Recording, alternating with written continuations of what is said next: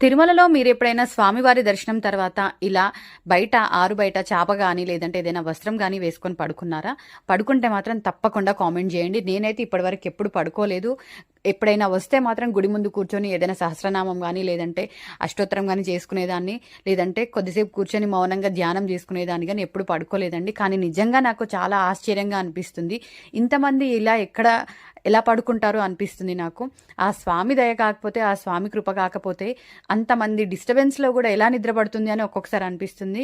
ఇంకొకటి, అంతకు మించి ప్రశాంతమైన ప్రదేశం ఉంటుందా? మన ఇంట్లో మన బెడ్ పైన పడుకున్నా గూడా అంత మంచి నిద్ర రాదేమో అనిపిస్తుంది. వాళ్ళని చూస్తే అంత హ్యాపీగా నిద్రపోతారు. నాకైతే నిజంగా చాలా అద్భుతంగా అనిపిస్తుందండి. ఈ సిట్యుయేషన్ చూస్తే మాత్రం జనాలు అలా వచ్చి బయట పడుకోవడము, అలా చాలామంది ఊర్లలో నుంచి వచ్చిన వాళ్ళు బ్యాగులు పెట్టుకొని అలా ఉండడం మాత్రం నిజంగా తిరుమలకి మాత్రమే సాధ్యమేమో, ఆ వెంకటేశ్వర స్వామికి ఒక్కడికే సాధ్యమేమో అనిపిస్తుందండి నాకైతే.